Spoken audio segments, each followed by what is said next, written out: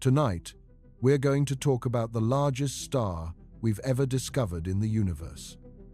And when I say large, I'm not talking about something twice the size of our Sun or even 10 times bigger.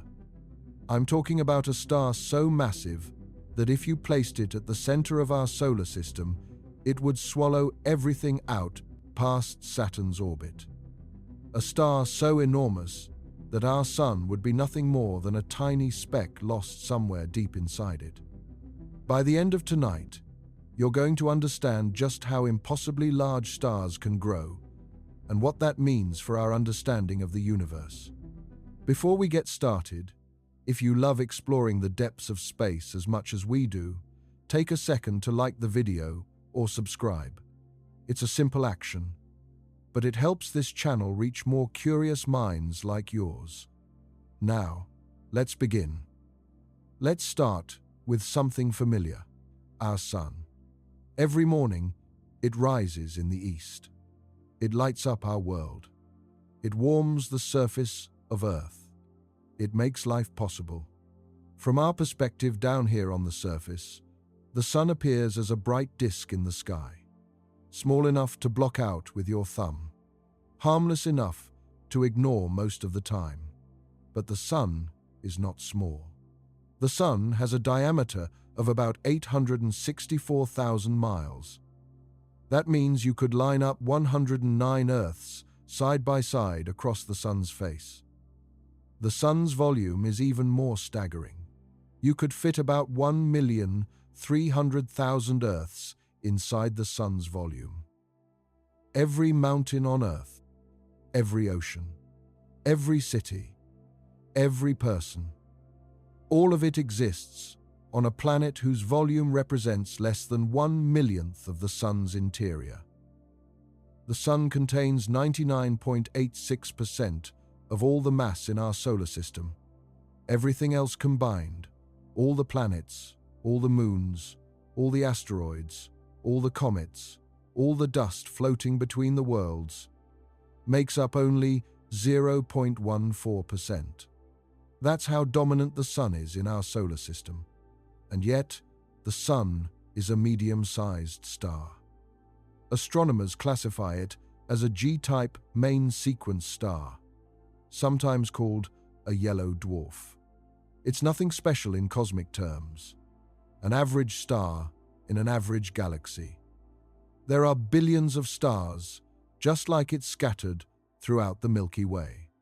Billions more in other galaxies. The Sun is 4.6 billion years old. It's about halfway through its life.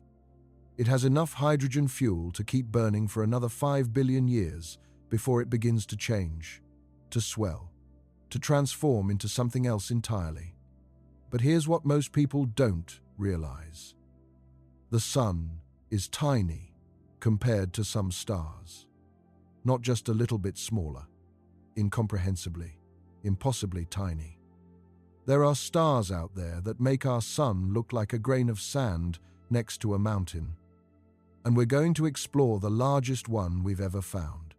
For a long time, the title of largest known star belonged to a giant called UY Scuti. UY Scuti sits in the constellation Scutum, about 9,400 light-years from Earth. When astronomers first measured its size, they could barely believe the results. UY Scuti has a radius estimated at around 755 times the radius of our Sun. Think about that for a moment. Not 755 times larger by volume, 755 times larger in radius. If you placed UY Scuti where the Sun sits now at the center of our solar system, its surface would extend well beyond the orbit of Mars. The star would swallow Mercury. It would swallow Venus. It would swallow Earth and Mars. It would reach right up to the inner edge of the asteroid belt, stopping just short of Jupiter, the largest planet in our solar system. And UY Scuti would still keep expanding outward. The volume of UY Scuti is approximately 5 billion times larger than the Sun's volume. 5 billion. That's not a number we can really comprehend in any meaningful way. Our brains didn't evolve to process numbers like that. To put it another way, you could fit about 6.5 quadrillion Earths inside UY Scuti. That's 6,500 trillion Earths. Every person who has ever lived, every city ever built, every ocean, every mountain, every ecosystem, all of it exists on one Earth. Now, multiply that by 6,500 trillion. And you're starting to get a sense of how large UY Scuti really is. UY Scuti is what astronomers call a red supergiant. It's a star near the end of its life. It started as a massive star, much larger than the Sun, burning through its hydrogen fuel at an incredible rate. When it ran out of hydrogen in its core, it began fusing helium instead. As the fusion processes changed, the star began to swell. Its outer layers expanded outward into space, cooling as they spread. The surface temperature of UY Scuti is only about 6,000 degrees Fahrenheit, or about 3,300 degrees Celsius. That might sound hot, and it is by human standards. But it's actually relatively cool for a star. The Sun's surface is about 10,000 degrees Fahrenheit, or about 5,500 degrees Celsius. The cooler temperature gives UY Scuti its red color. Red stars are cooler than yellow stars. Yellow stars are cooler than white stars. White stars are cooler than blue stars. But despite being cooler at the surface, UY Scuti is far more luminous than the Sun. It puts out about 340,000 times more light. If UY Scuti were placed at the same distance from Earth as the Sun, we would be instantly vaporized. Not burned, not scorched. Vaporized, turned into plasma by the intense radiation. For years, UY Scuti held the record as the largest known star. Astronomers would find other candidates, other massive red supergiants scattered throughout the galaxy. They would measure and remeasure, trying to determine which one was truly the largest. Measuring stellar sizes is difficult. These stars are so far away that even through our most powerful telescopes, they appear as nothing more than points of light. We can't see their surfaces directly. We can't measure their diameters with a ruler. Instead, astronomers use indirect methods. They study the star's brightness. They study its spectrum, the specific wavelengths of light it emits. They study how its brightness changes over time. They use mathematical models based on our understanding of stellar physics. And from all this data, they estimate the star's size. But these estimates come with uncertainty.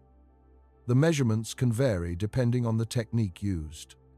Different teams of astronomers might get different results. A star that appears to be the largest one year might be surpassed the next year when better measurements are made. For a while, astronomers thought the largest star might be VY Canis Majoris, another red supergiant.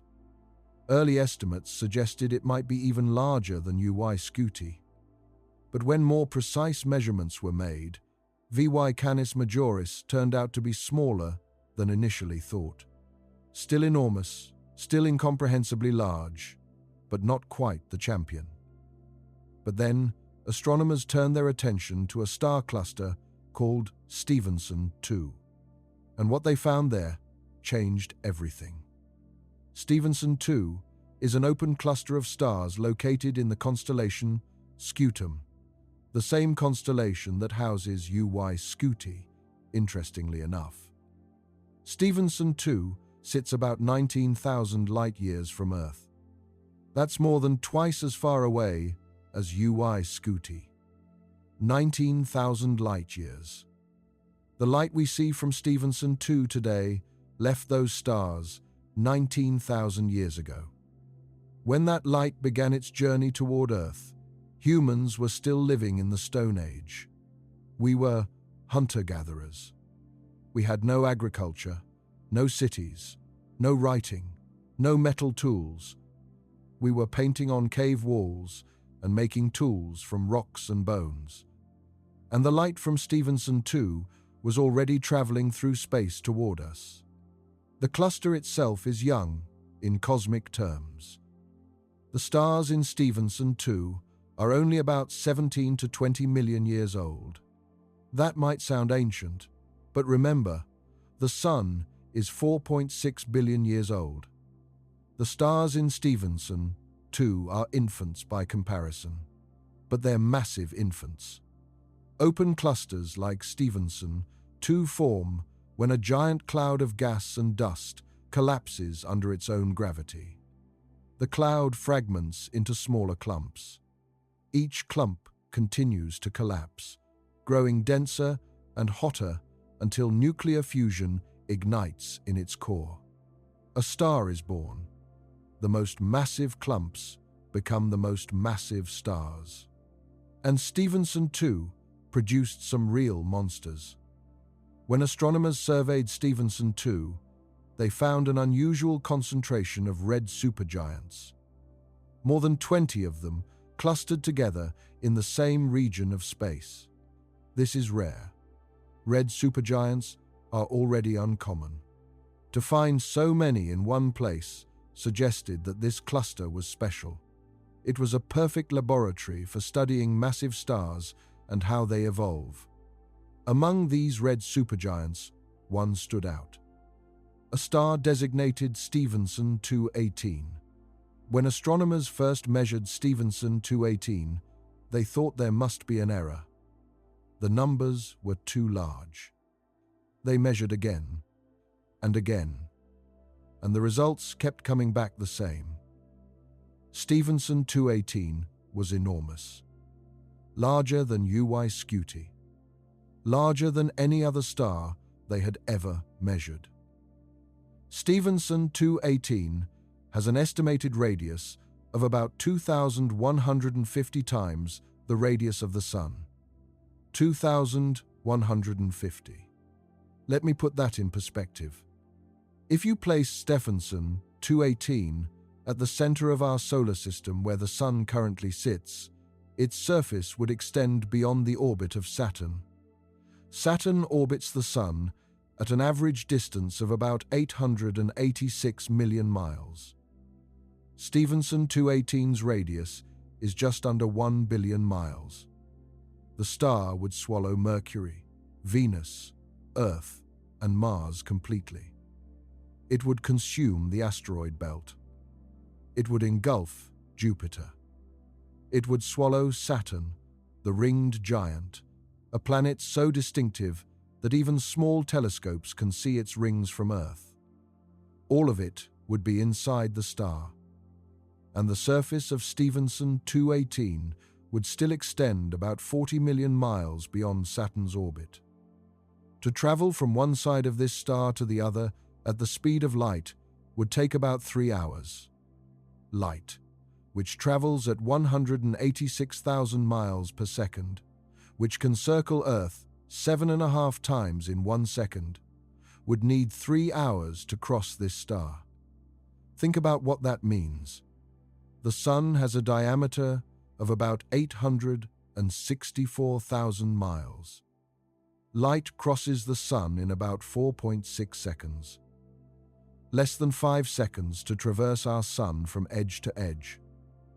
But Stephenson 218 would take 3 hours. That's over 2,000 times longer. The volume of Stephenson 218 is almost impossible to express in any meaningful way. If you could hollow out this star and start filling it with suns, you could fit about 10 billion of them inside. 10 billion suns. The Sun, remember, can hold 1,300,000 Earths. So Stephenson 218 could hold roughly 13 quadrillion Earths. That's 13, followed by 15 zeros. The number is too large. It exceeds our ability to visualize. It's not a distance or a quantity we have any frame of reference for. It's just mathematics at this point, abstract symbols representing something our brains cannot truly comprehend. But the math is real. The measurements, as uncertain as they might be, are real. Stephenson 218 exists out there in space, a star so large that it challenges our understanding of how big stars can actually grow. What makes a star grow this large? Why does Stephenson 218 dwarf our Sun? Why can some stars become red supergiants while others remain relatively small? The answer lies in mass. Specifically, the mass a star is born with. When a star forms from a collapsing cloud of gas and dust, the amount of mass it gathers determines its entire life story. Low-mass stars, like red dwarfs, stars with only a fraction of the Sun's mass, burn their hydrogen fuel slowly and steadily. They can live for trillions of years, far longer than the current age of the universe. They never grow large. They never evolve into supergiants. They just burn steadily until they eventually exhaust their fuel and fade away. Medium-mass stars like our Sun have more exciting lives. They burn through their hydrogen in the core over billions of years. When the core hydrogen runs out, the core contracts and heats up. The outer layers expand. The star becomes a red giant, swelling to perhaps 100 times its original size. Eventually, the core gets hot enough to fuse helium into carbon and oxygen. The star stabilizes for a while. But eventually, the helium runs out too. The core contracts again. The outer layers are ejected into space, forming a planetary nebula, and the core becomes a white dwarf, a dense remnant about the size of Earth, but containing most of the star's original mass. That's the Sun's fate. In about 5 billion years, the Sun will swell into a red giant. It will engulf Mercury and Venus. It might reach Earth's orbit, though Earth itself will probably spiral outward as the Sun loses mass. The Sun will shed its outer layers, and what remains will be a white dwarf, cooling slowly over trillions of years. But massive stars, stars born with more than 8 or 10 times the Sun's mass, have a very different fate. They burn through their fuel much, much faster. A star with 10 times the Sun's mass might live only 30 million years. A star with 20 times the Sun's mass might live only 10 million years. A star with 50 times the Sun's mass might live only a few million years. The more massive the star, the shorter its life. This seems counterintuitive. A more massive star has more fuel. Shouldn't it last longer? But fusion doesn't work that way. Massive stars have much higher core temperatures and pressures. They fuse hydrogen into helium at an incredible rate. They burn bright and hot and fast. And when they exhaust the hydrogen in their cores, they don't just stop. The core contracts and heats up until it's hot enough to fuse helium into carbon and oxygen. The star continues burning. But it's burning helium now, a less efficient fuel. When the helium runs out, the core contracts again. If the star is massive enough, it gets hot enough to fuse carbon into neon and magnesium, then neon into oxygen, then oxygen into silicon, then silicon into iron. Each stage happens faster than the last. Hydrogen fusion might last millions of years. Helium fusion might last hundreds of thousands of years. Carbon fusion might last a few hundred years. silicon fusion might last just a few days. And then the star reaches a crisis. Iron is the end of the line.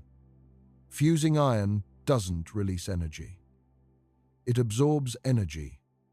So when the core becomes iron, fusion stops. The core can no longer support itself against its own gravity. It collapses. In less than a second, the core collapses from something the size of Earth to something maybe 12 miles across. The density becomes incomprehensible. Protons and electrons are crushed together to form neutrons.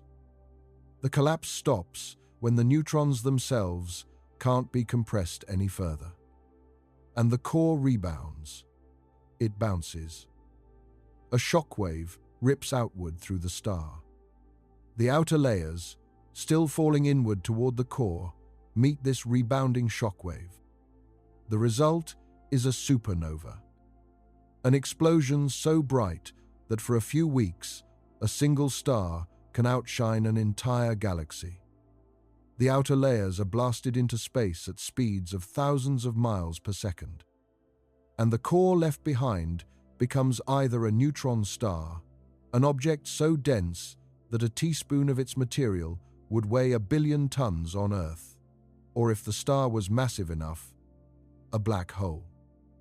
That's the fate awaiting Stephenson 218. The star will eventually exhaust its fuel. It will fuse heavier and heavier elements in its core.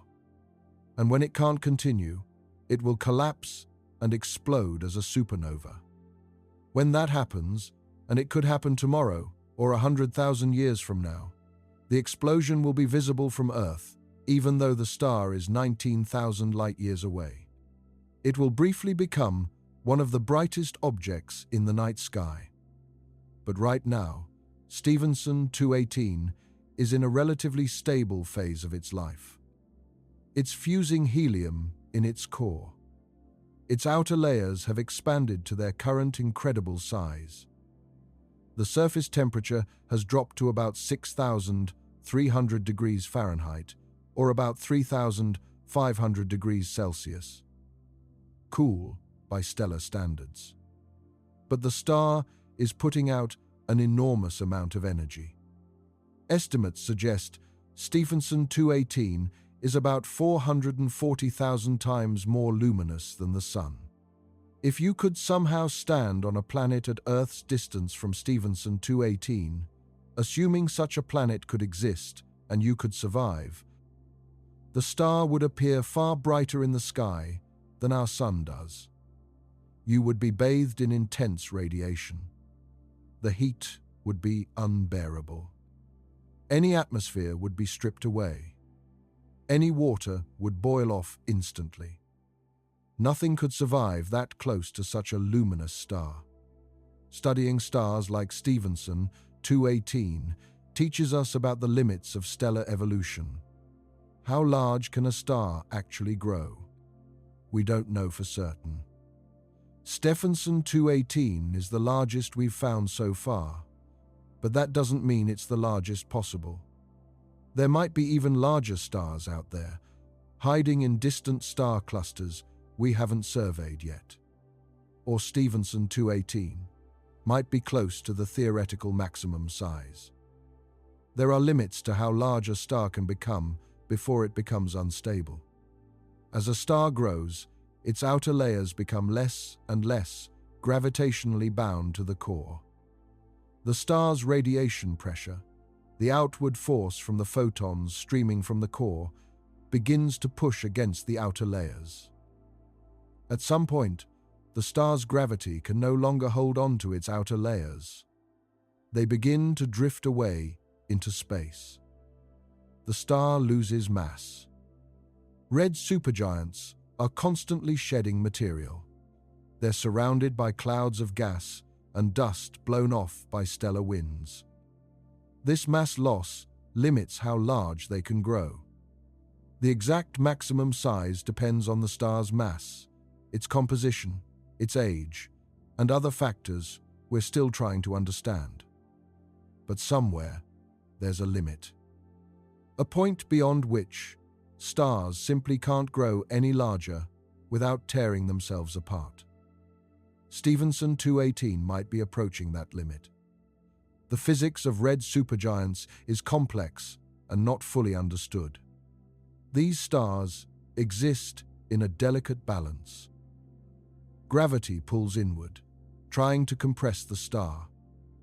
Radiation pressure pushes outward, trying to blow the star apart. Fusion in the core provides the energy that creates this radiation pressure.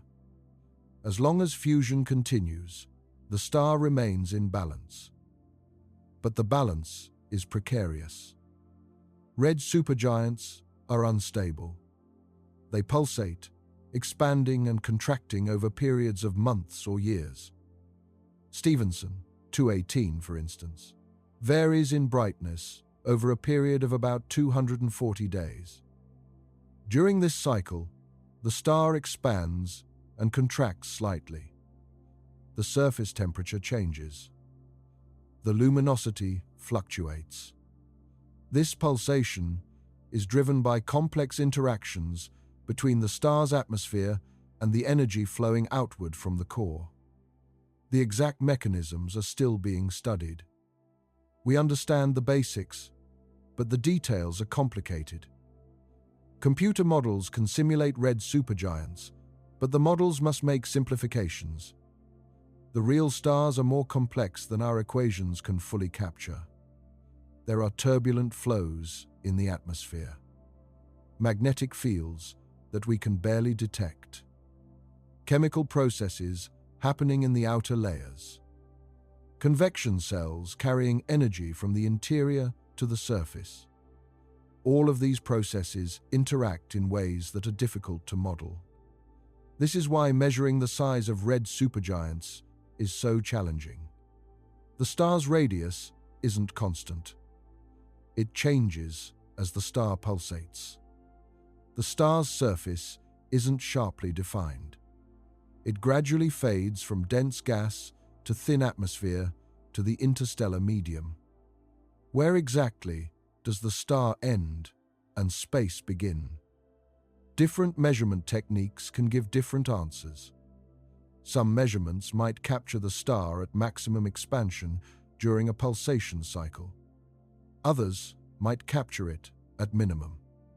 Some techniques might measure the radius where the atmosphere becomes optically thick, meaning you can't see through it anymore.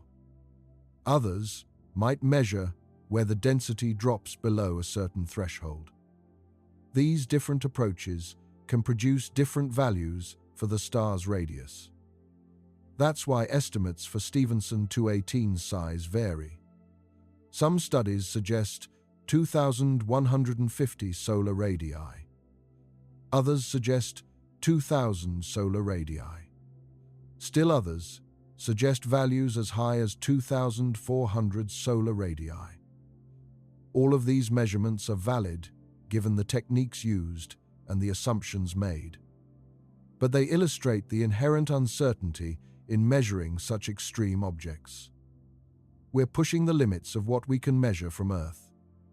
We're dealing with objects so distant and so large that our instruments and techniques are stretched to their limits. Despite this uncertainty, one thing is clear. Stephenson 218 is enormous. Whether its radius is 2,000 or 2,400 times, the Sun's radius doesn't fundamentally change what it is. It's the largest star we've ever found. A giant ball of gas barely held together by its own gravity. A fusion reactor creating the elements that will someday form new worlds. A cosmic giant living on borrowed time. The mass loss from red supergiants is a critical part of their evolution. These stars don't die with the same mass they were born with. They shed enormous amounts of material throughout their lives.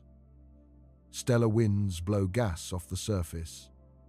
Pulsations can eject shells of material. In some cases, Stars might lose 50% or more of their original mass before they explode. This mass loss affects the star's eventual fate. A star's final mass determines whether it becomes a neutron star or a black hole. If the core mass is below a certain threshold, about 2 to 3 times the Sun's mass, the supernova will leave behind a neutron star. If the core mass is above that threshold, it will collapse into a black hole. Stephenson, 218, likely started with a mass of about 25 to 40 times the Sun's mass. That's a rough estimate based on its size and luminosity. Over its lifetime, it's probably lost a significant fraction of that mass through stellar winds. By the time it explodes, its total mass might be 20 times the Sun's mass or less. But the core mass, the part that will collapse, might still be large enough to form a black hole. We won't know for certain until it explodes.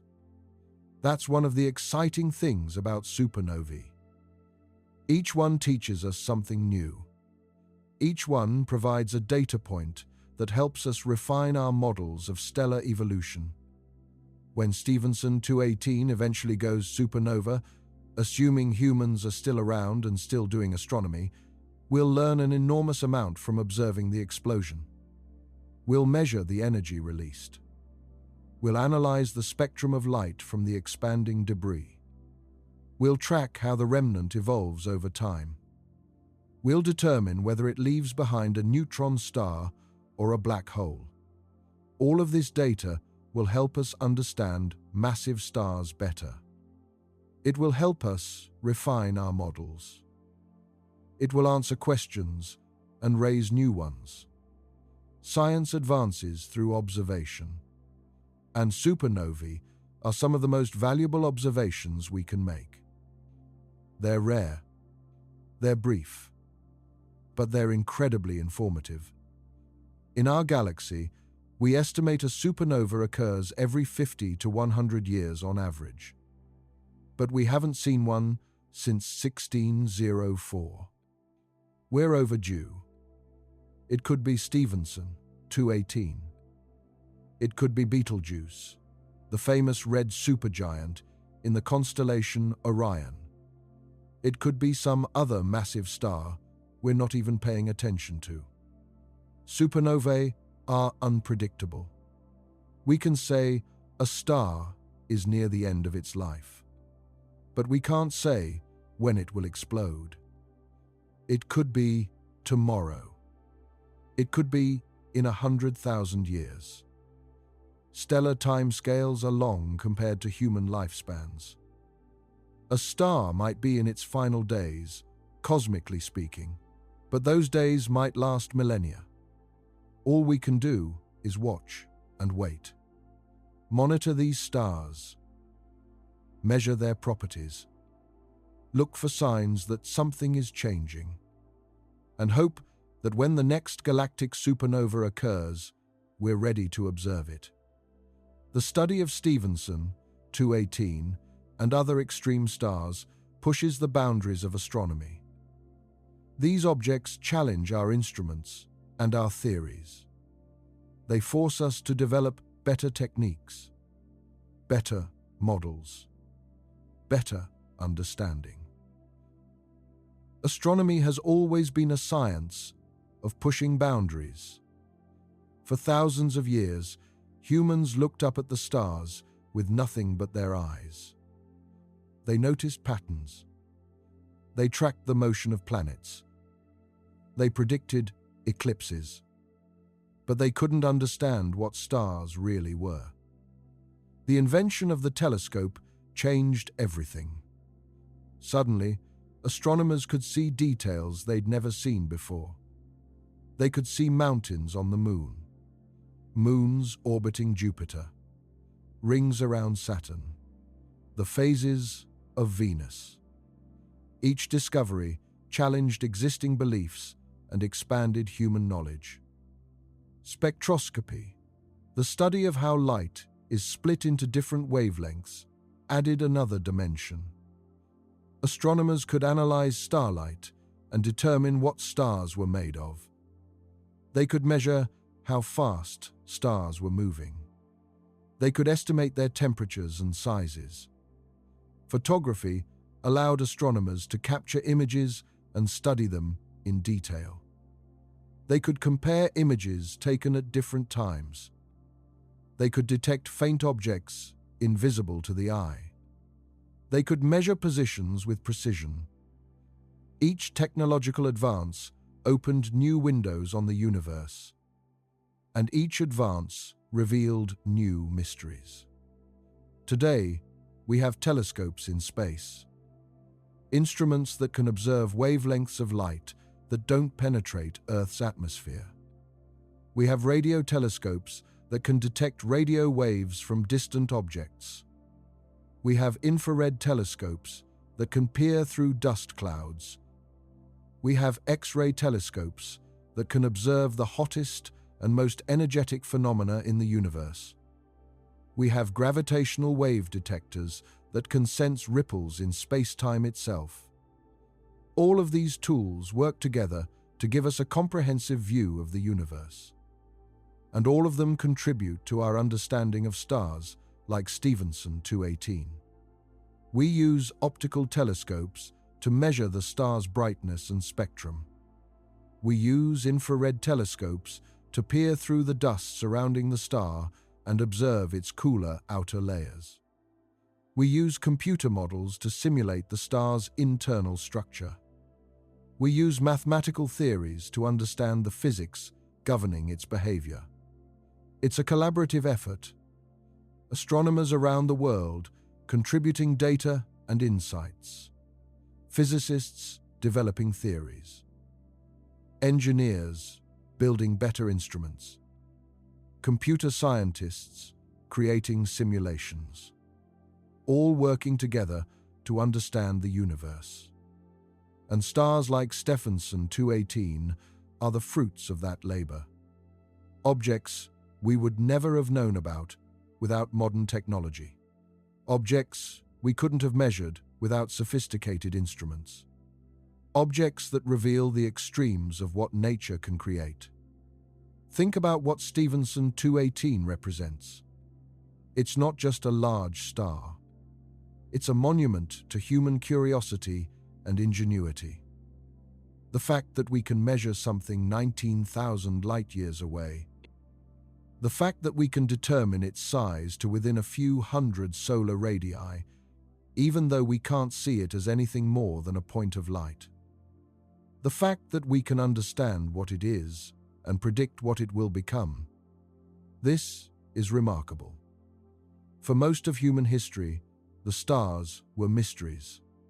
People told stories about them.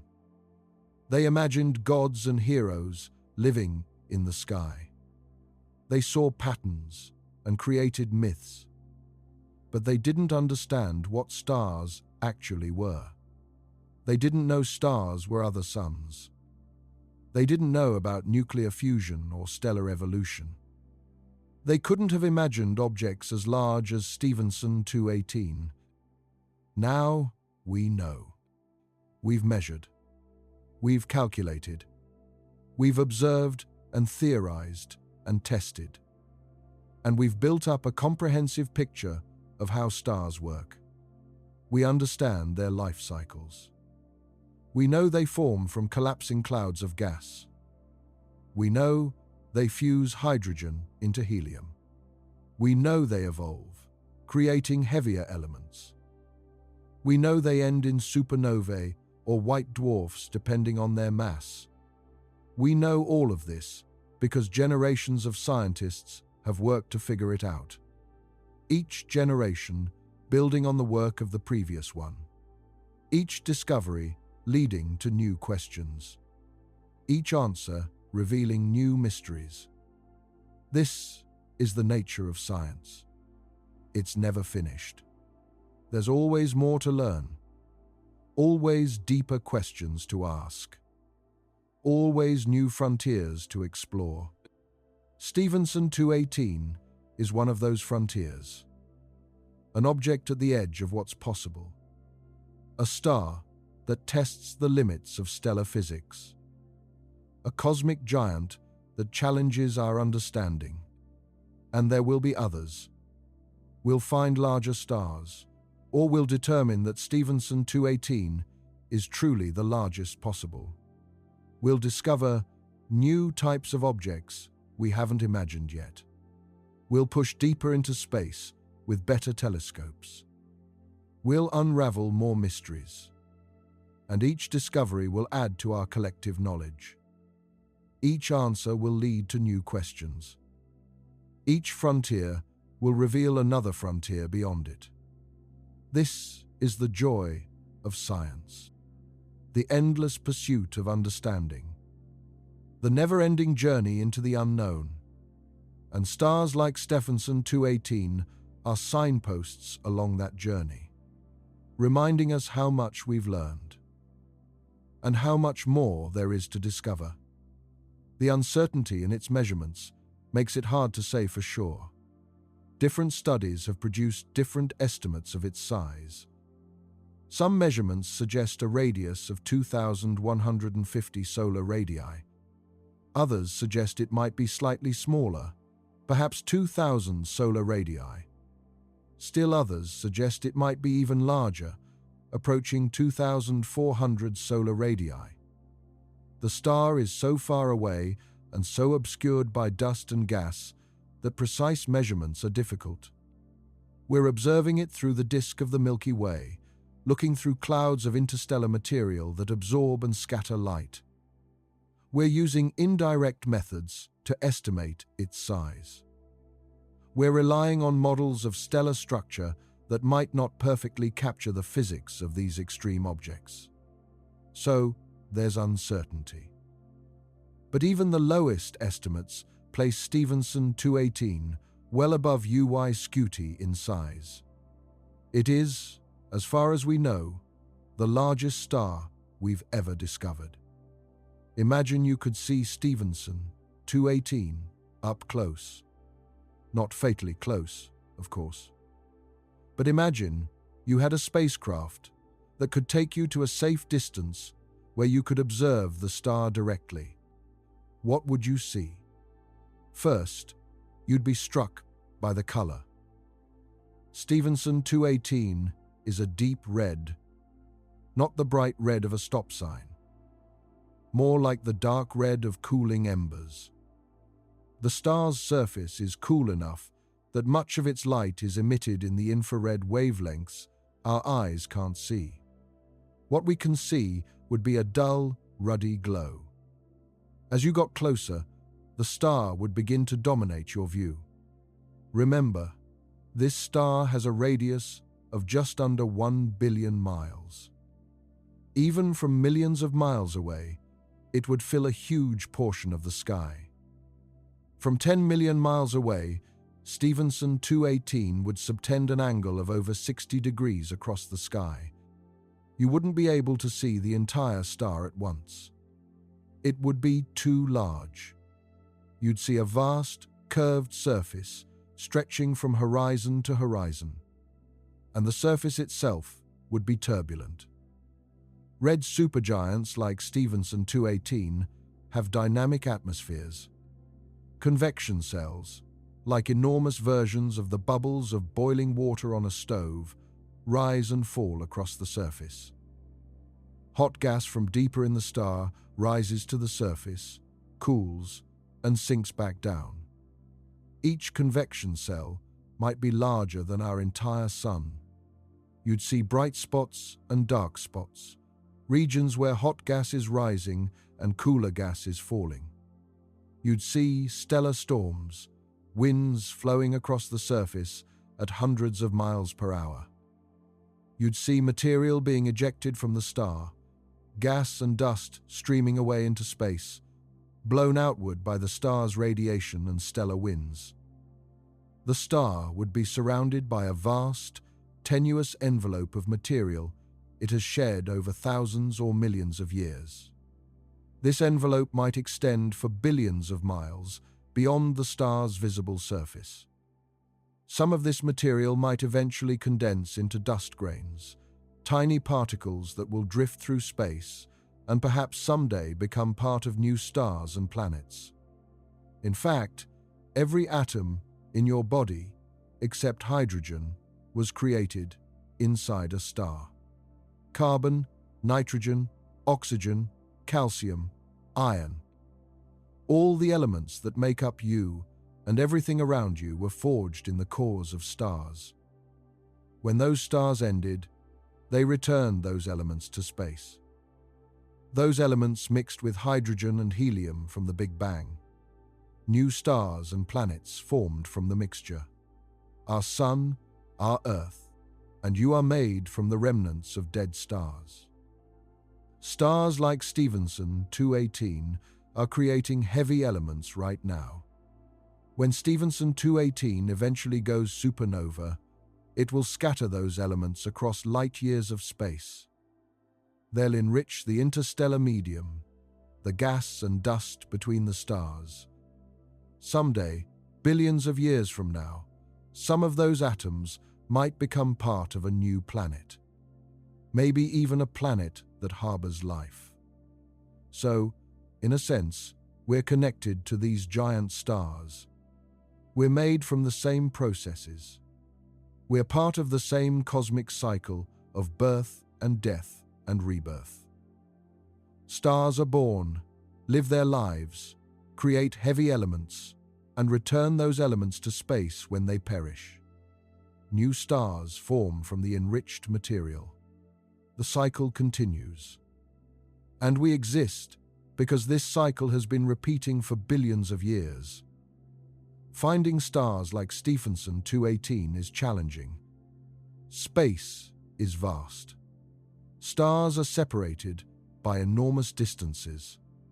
Even in a cluster like Stephenson 2, which contains hundreds of stars, those stars are spread across many light years of space. And not every star is easy to see. Some stars are obscured by dust. Some are simply too faint. Some are in parts of the sky that are difficult to observe from Earth. Astronomers use large telescopes and sensitive instruments to survey the sky. They take spectra of stars, splitting their light into component wavelengths. From the spectrum, they can determine the star's temperature, composition, and motion.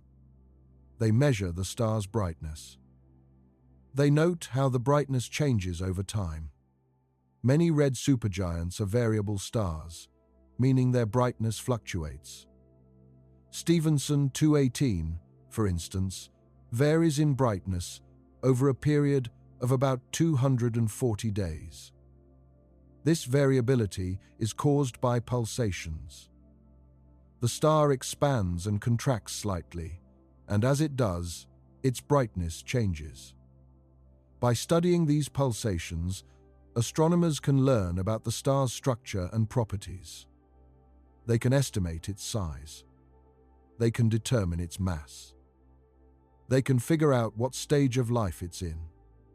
This is how we know as much as we do about Stephenson 218.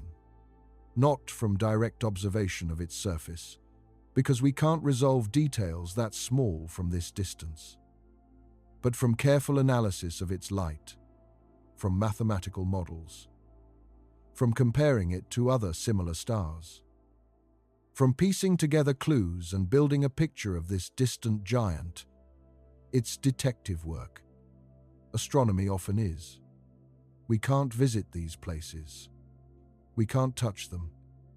We can only observe from afar and use our understanding of physics to interpret what we see. And what we've learned is that the universe is capable of creating stars far larger than we ever imagined.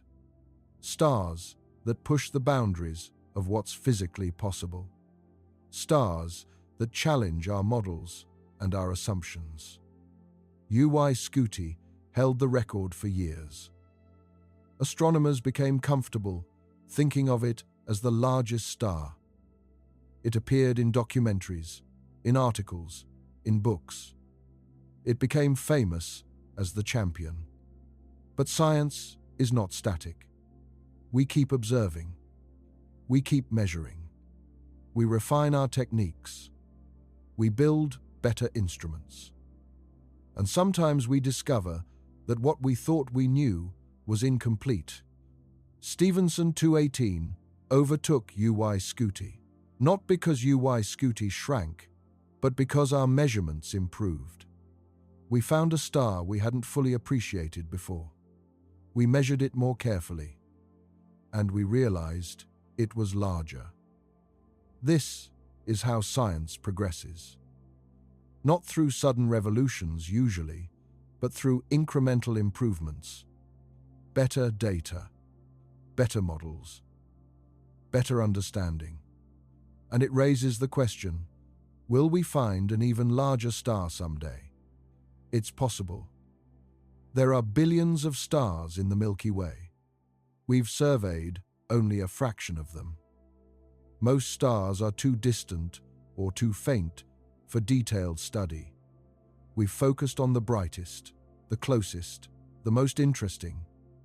But there could be monsters lurking in unexplored regions of the galaxy. Stars in distant clusters we haven't surveyed yet. Stars obscured by thick clouds of dust. Stars in parts of the sky we haven't examined closely. We might find a star even larger than Stephenson 218. Or we might not. Stephenson 218 might truly be close to the maximum possible size. Time will tell. As our telescopes improve, as our surveys become more comprehensive, we'll continue to learn. We'll continue to measure. We'll continue to be surprised by what the universe has created. Let's return to our solar system for a moment. Imagine Stephenson 218 in place of the Sun. Earth would be gone. Of course, we'd be deep inside the star's volume. But let's imagine we could somehow survive.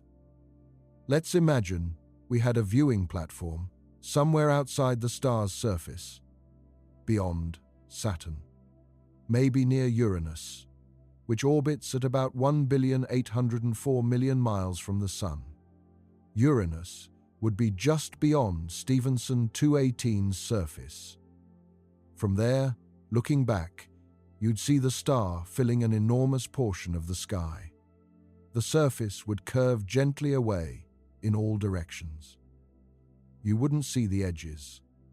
The star would be too large. It would be like standing on Earth and looking at the sky. Except instead of blue sky, you'd see a vast expanse of dull red light. The star's surface would be visibly dynamic. You'd see motion. Convection cells rising and falling. Bright areas and dark areas shifting over time. Materials streaming away into space. And you'd feel the heat. Even from that distance, the radiation from a star 440,000 times more luminous than the Sun would be intense. Any spacecraft would need heavy shielding. Any person would need extreme protection. The energy output is almost beyond comprehension. Every second, Stephenson 218 converts millions of tons of helium into heavier elements. Every second, it releases energy equivalent to trillions of nuclear bombs. And this has been going on for millions of years. The star has been shining at this incredible luminosity throughout its brief life. It will continue to shine until its fuel runs out. And then it will end in fire and fury. Let's think about traveling to Stephenson 218. Not that we could with our current technology, but as a thought experiment, it helps us grasp the distances and scales involved. Stephenson 218 is 19,000 light-years away. A light-year is the distance light travels in 1 year. Light moves at 186,000 miles per second. Nothing in the universe moves faster. In 1 year, light covers about 5.88 trillion miles. 19,000 light years equals about 111 quadrillion miles. That's 111 million billion miles. The fastest spacecraft humans have ever built is the Parker Solar Probe. At its maximum speed, it reaches about 430,000 miles per hour. That's incredibly fast by human standards. But at that speed, it would take about 29 million years to reach Stephenson 218. 29 million years. Modern humans, Homo sapiens, have only existed for about 300,000 years. All of recorded history spans maybe 5,000 years. A journey to Stephenson 218 would take nearly 6,000 times longer than all of recorded human history. The Voyager, one spacecraft launched in 1977, is currently the most distant human-made object. It's been traveling for nearly 50 years. It's now about 14.5 billion miles from Earth. That sounds like a lot, and it is. But it's only about 0.2% of 1 light year. Voyager has traveled for nearly half a century and hasn't even covered 1/4% of a single light year. To reach Stephenson 218, Voyager would need to travel for about 350 million years. These numbers are absurd. They're so large, they lose meaning. But they illustrate something important. Space is incomprehensibly vast. Even our own galaxy, the Milky Way, is so large that we could never hope to explore more than a tiny fraction of it with our current technology. The Milky Way is about 100,000 light-years across. Stephenson 218 sits roughly 19,000 light-years away, well within our galaxy. It's not even on the far side. It's relatively nearby in galactic terms, and yet it's completely unreachable. We can observe it. We can study its light. We can measure its properties, but we can never visit. We can never see it up close. We can never send a probe to study it directly. The distances are simply too vast. This is true for nearly everything in the universe. We're confined to our tiny corner of space. Earth and its immediate surroundings are all we can physically reach. The Moon is 3 days away by spacecraft. Mars is 6 to 9 months away, depending on the alignment of the planets. The outer planets take years to reach. Pluto took New Horizons 9.5 years to reach, and Pluto is in our own solar system, practically next door in cosmic terms. Beyond our solar system, everything becomes theoretical. We can imagine traveling to other stars. We can design hypothetical spacecraft that might reach a fraction of the speed of light. We can dream about visiting distant worlds. But the reality is that interstellar travel is beyond our current capabilities. Maybe someday, technology will advance to the point where we can travel between stars. Maybe we'll develop new propulsion systems. Maybe we'll figure out how to sustain human life on journeys lasting centuries or millennia. Maybe we'll build generation ships, enormous spacecraft that house entire communities, traveling for thousands of years until they reach their destination. Or maybe we'll never leave our solar system. Maybe the distances are simply too great. Maybe the challenges are insurmountable. Time will tell. But for now, stars like Stephenson 218 remain distant lights in the sky. Objects we can study but never touch. wonders we can appreciate but never visit. The discovery of Stephenson, 218, and other massive stars has implications beyond just satisfying our curiosity. These stars help us understand the life cycle of matter in the universe. When Stephenson 218 eventually explodes, it won't just disappear. The explosion will scatter elements across space. Carbon, oxygen, nitrogen, silicon, iron, and dozens of other elements created in the star's core will be blasted outward. They'll mix with the interstellar medium, the thin gas and dust that fills the space between stars. Over millions of years, this enriched material will gather into new clouds. Those clouds will collapse under their own gravity. New stars will form. Planets will form around those stars. And those planets will be made from the material that came from stars like Stephenson 218. This is how the universe builds complexity. When the universe began 13.8 billion years ago, in the Big Bang, only the lightest elements existed. Hydrogen and helium, mostly, with trace amounts of lithium. That's it. No carbon, no oxygen, no iron. None of the elements essential for life. None of the elements that make up planets. The first stars that formed were made purely of hydrogen and helium. They were massive, hot, and short-lived. When they exploded, they created the first heavy elements. Those elements mixed with the remaining hydrogen and helium. A second generation of stars formed, slightly enriched with heavier elements. When those stars ended, they created more heavy elements. The cycle continued. Generation after generation of stars. Each one creating heavy elements. Each one enriching the interstellar medium. Our Sun is a third or fourth generation star. It formed from material that had already been through multiple stellar cycles.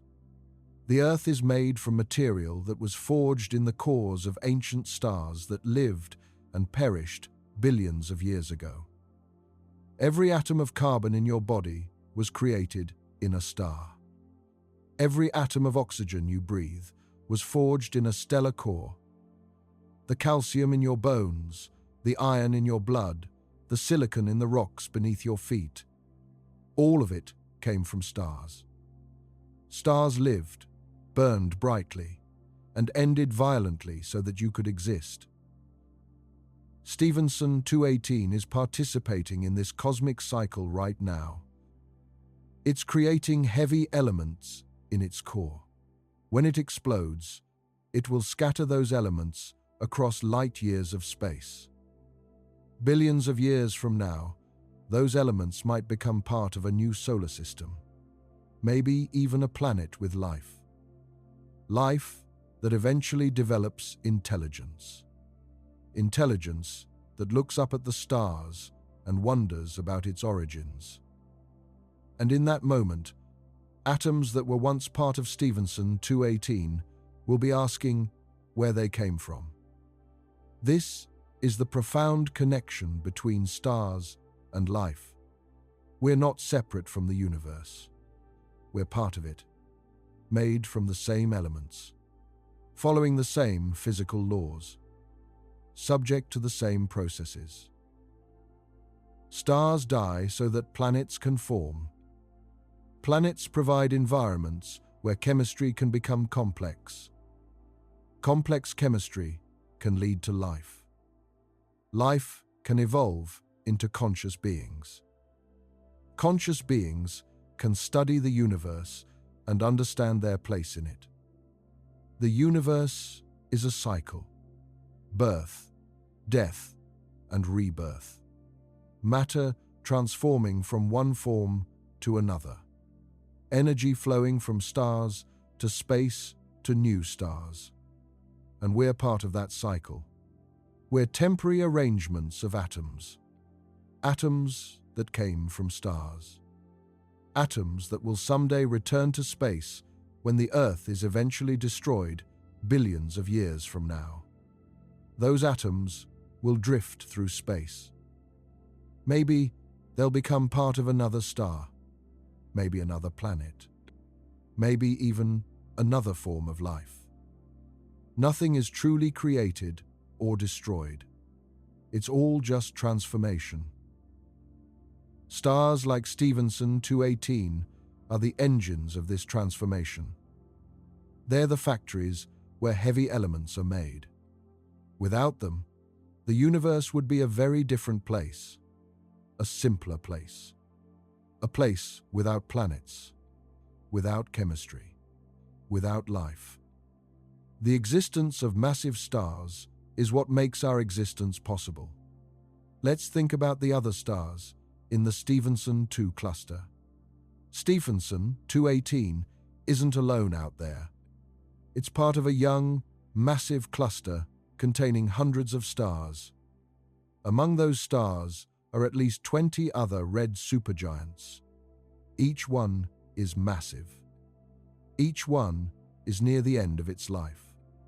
Each one will eventually explode. This concentration of red supergiants is unusual. In most regions of the galaxy, red supergiants are rare. You might find one or two within a few thousand light years. But in Stephenson 2, there are more than 20 clustered in a relatively small region of space. This tells us something about how the cluster formed. About 17 to 20 million years ago, a giant molecular cloud in this region of the galaxy began to collapse. The cloud was massive, containing enough material to form hundreds of stars. As it collapsed, it fragmented. Different regions collapsed at different rates. Dense clumps formed, each one becoming the seed of a new star. The most massive clumps, the ones that gathered the most material, became massive stars. Stars with 10, 20, 50 times the mass of the Sun. These stars formed roughly at the same time, all within a few million years of each other. They've been evolving together ever since. The most massive stars evolved fastest. They burned through their hydrogen fuel in just a few million years. They swelled into red supergiants. Now they're fusing helium, creating carbon and oxygen in their cores. Soon, cosmically speaking, they'll explode. One by one, the red supergiants in Stephenson 2 will go supernova. The first might explode tomorrow. The last might survive for another million years. When they explode, each supernova will briefly outshine the entire cluster. The explosions will send shockwaves rippling through the interstellar medium. These shockwaves might compress nearby gas clouds, potentially triggering new rounds of star formation. The cluster will gradually disperse. Supernova explosions will push the remaining stars apart. Gravitational interactions will scatter them. Over hundreds of millions of years, the cluster will dissolve. The stars will drift apart, spreading throughout the galaxy. Eventually, there will be no trace that they were once grouped together, but for now, they remain clustered. A family of massive stars. Siblings born from the same cloud, sharing the same space, heading toward the same fate. Among them, Stephenson 218 stands out, the largest, the most luminous, a giant among giants. But it's not alone in its extremeness. Stephenson 2-3, another member of the cluster, is also a red supergiant. Estimates suggest it might be nearly as large as Stephenson, 218. Some measurements suggest a radius of around 1,500 solar radii. Still enormous, still larger than UY Scuti, but not quite as large as Stephenson 218. Stephenson 29 is another massive red supergiant in the cluster. So is Stephenson 215 and Stephenson 217. Each one is a monster. Each one is creating heavy elements. Each one is racing toward a supernova. Stephenson 2 is a stellar nursery that produced some of the most massive stars in the galaxy. And now it's becoming a stellar graveyard where those stars will end. In a few million years, the cluster will have experienced dozens of supernovae.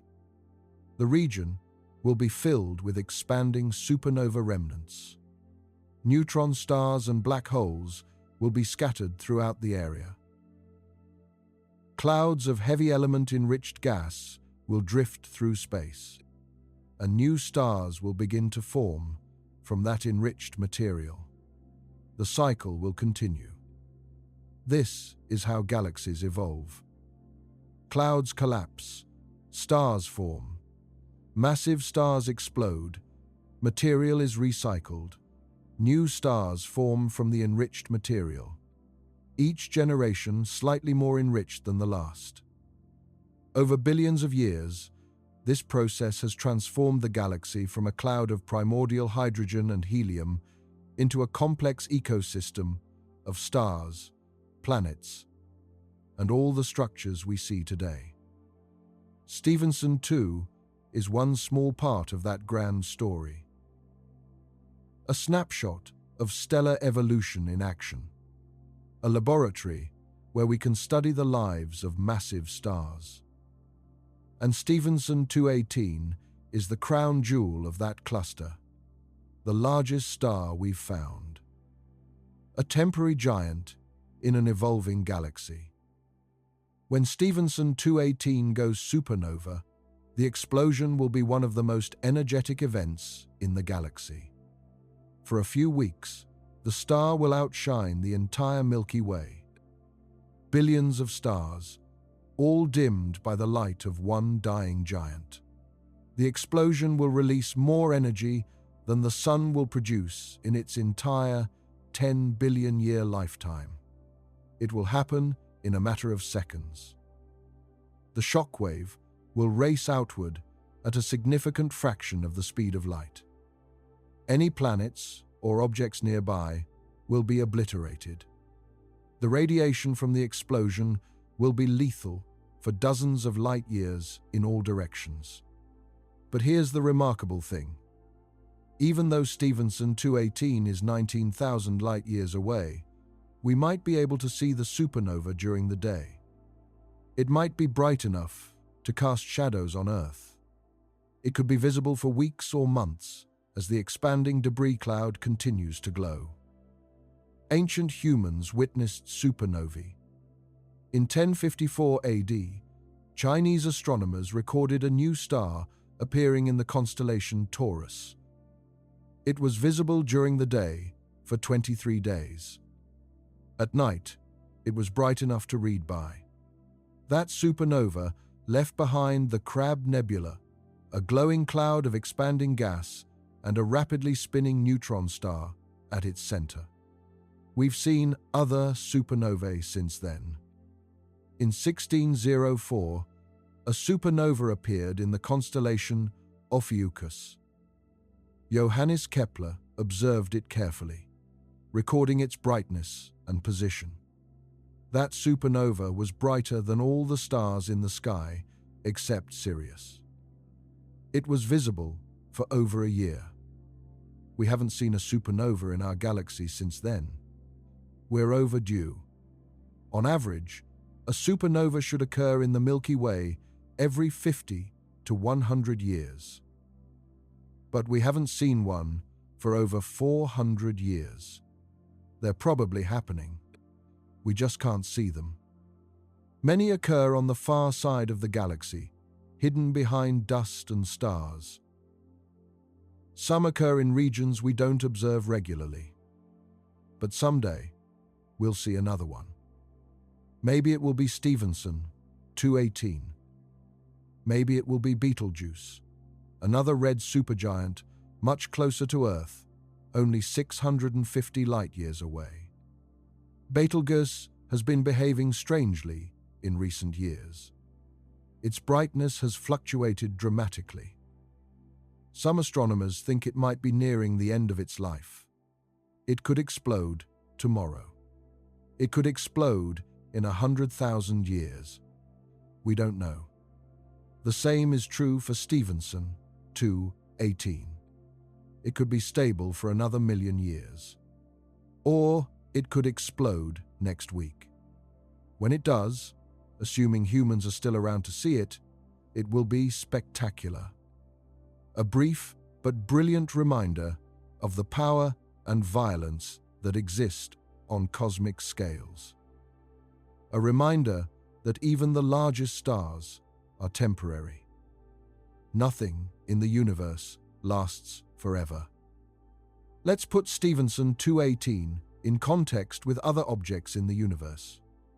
We've talked about how it compares to our Sun and to UY Scuti. But there are other extreme objects worth considering. The smallest stars, red dwarfs, can be less than 10% the diameter of the Sun.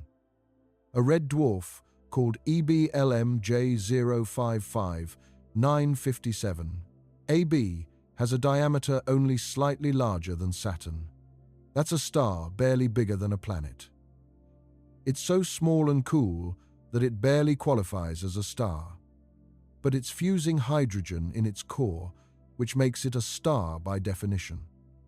The contrast between EBLM J055 957 AB and Stephenson 218 is staggering.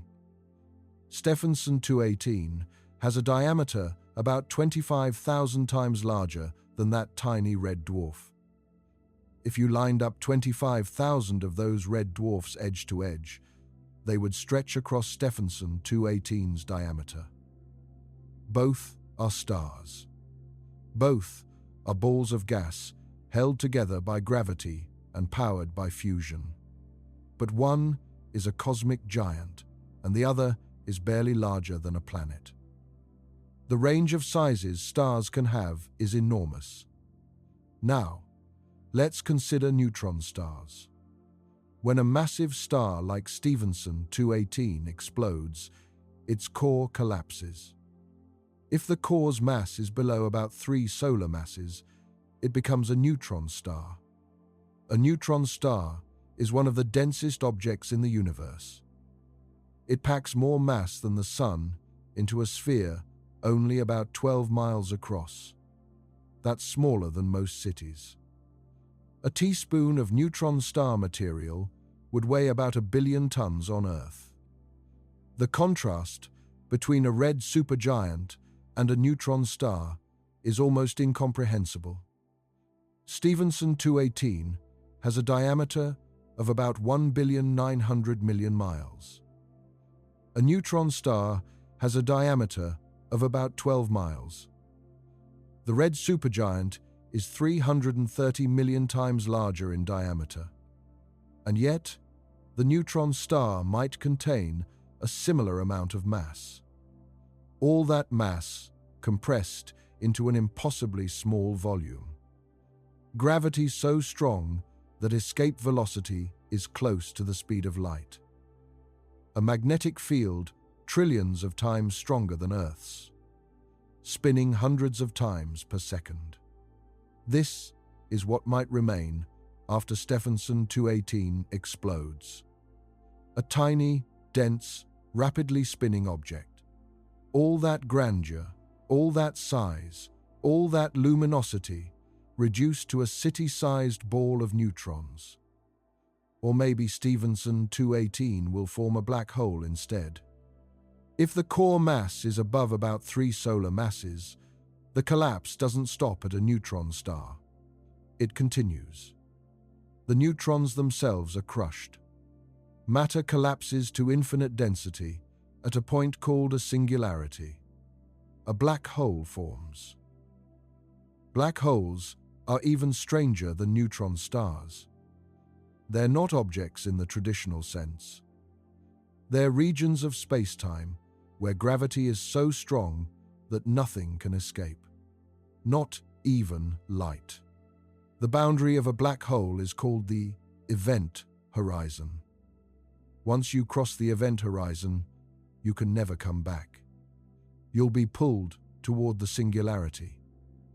And nobody knows what happens there because our physics breaks down at infinite density. A stellar mass black hole, the kind that forms from a supernova, typically has an event horizon radius of a few miles. Again, tiny compared to Stephenson 218. The star is about 1,900,000,000 miles across. The black hole it might leave behind could be just a few miles across. All that matter, all that energy, all that complexity reduced to a point of infinite density surrounded by an event horizon. This is the fate awaiting Stephenson 218. Transform from a giant red star into something incomprehensibly small and dense. A cosmic giant becoming a cosmic enigma. But let's think bigger. Stephenson 218 is the largest star we've found. But it's not the largest object in the universe by any means. Galaxies are far larger. The Milky Way, our home galaxy, is about 100,000 light-years across. Stephenson 218, if you measured its diameter in light-years, is about 0.00001 light-years across. The Milky Way is 10 billion times larger in diameter. You could fit about 1 sextillion stars, the size of Stephenson 218, across the Milky Way's diameter. That's not the volume, just the diameter. The volume comparison would be even more extreme. The Milky Way contains between 100 billion and 400 billion stars. Most of them are smaller than the Sun. But even if they were all the size of Stephenson 218, which they're not, the empty space between them would still dominate. Galaxies are mostly empty space. Stars are separated by light years. Even in the densest regions of the galaxy, the average distance between stars is several light years. Stephenson 218 is a giant star, but it occupies an infinitesimally small fraction of the galaxy's volume. And the Milky Way itself is just one galaxy among trillions. The Andromeda Galaxy, our nearest large galactic neighbor, is about 220,000 light-years across, more than twice the diameter of the Milky Way. The largest galaxy we've discovered is IC 10101. It's about 6 million light-years across, 60 times larger than the Milky Way, containing an estimated 100 trillion stars. Against something like IC 10101, Stephenson 218 is less than insignificant. It's invisible. A single star in a galaxy that might contain 100 trillion stars. And galaxies themselves are grouped into clusters. The Milky Way is part of the Local Group, a collection of about 80 galaxies spread across about 10 million light-years. The Local Group is part of the Virgo supercluster, a massive structure containing tens of thousands of galaxies spread across about 110 million light-years. And the Virgo supercluster is part of an even larger structure called Laniakea, which contains about 100,000 galaxies spread across about 520 million light-years. These structures are the largest things in the universe. Superclusters connected by filaments of galaxies, creating a cosmic web that stretches across billions of light-years. And somewhere, in all that vastness, in one galaxy among trillions, in one star cluster among millions, there's Stephenson 218, the largest star we've found. An object so large it defies comprehension. And yet, against the scale of the universe, it's nothing, less than a speck of dust. This is the paradox of scale in the universe.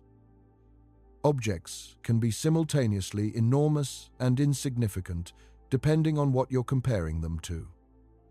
Stephenson 218 is a giant compared to the Sun, but it's invisible compared to a galaxy. Earth is large compared to a human, but it's tiny compared to the Sun. The Sun is massive compared to Earth, but it's insignificant compared to the Milky Way. The Milky Way is vast compared to anything we can experience, but it's just one galaxy among trillions. Everything is relative. Size only has meaning in context. And in the context of the universe as a whole, everything is small. Even the largest supercluster is tiny compared to the observable universe. The observable universe, the portion of the universe we can see, is about 93 billion light-years across. It contains an estimated 2 trillion galaxies. Each galaxy contains billions or trillions of stars. The total number of stars in the observable universe might be around 1 septillion. That's 1, followed by 24 zeros. Among all those stars, we've found one that's the largest, Stephenson 218. But there could be larger ones we haven't found yet. There could be stars in distant galaxies that dwarf Stephenson 218. We'll probably never know. The universe is too vast to survey completely. We can only observe a tiny fraction of what exists. But within the fraction we can observe, Stephenson 218 stands out. A cosmic giant, a stellar colossus, the largest star we've ever measured. Let's think about what it would mean to actually be near Stephenson 218. Not just observing it from Earth through telescopes, but actually traveling there and seeing it up close. Imagine you're on a spacecraft approaching the Stephenson 2 cluster. From light years away, you wouldn't see much. The cluster would appear as a faint patch of light among millions of other stars. As you got closer, individual stars would begin to resolve. You'd start to see the red supergiants scattered throughout the cluster. Bright red points of light standing out against the background. As you entered the cluster, you'd be surrounded by stars, not densely packed like you might imagine. Stars in a cluster are still separated by light years, but there would be more bright stars visible than you'd see from Earth. Dozens of brilliant suns scattered across the sky, and among them, Stephenson 218 would begin to stand out. At first, it would just be brighter than the others. A brilliant red star, noticeably larger in the sky than its neighbors. As you approached, it would grow, and keep growing. From a light year away, Stephenson 218 would be an obvious disk in the sky. Not a point of light like stars appear from Earth. A visible disk, small, but definitely disk-shaped. You'd be able to see it's not a point source. From half a light year away, the star would dominate the sky. A huge red circle, glowing dully. Still far away, but enormous. Taking up a significant portion of your view.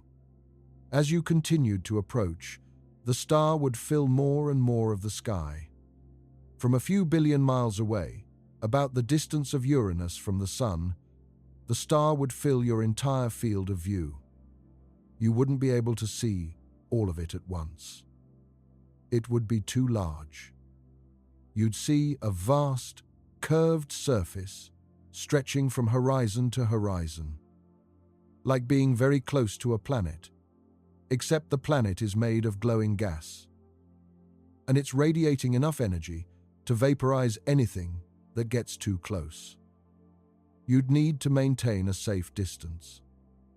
How far would be safe? That's hard to say precisely.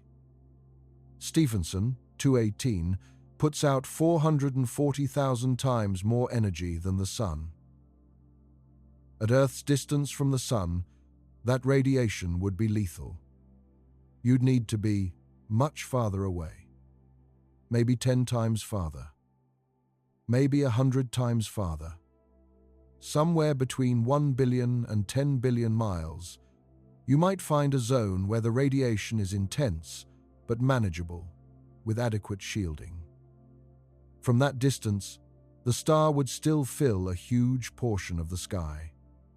A massive, red disk. You'd see its surface features. Convection cells rising and falling. Bright spots and dark spots. Material streaming away from the surface.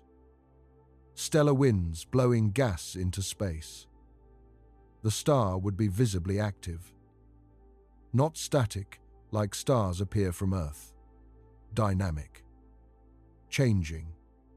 Alive, in a sense. You'd be witnessing stellar evolution in real time.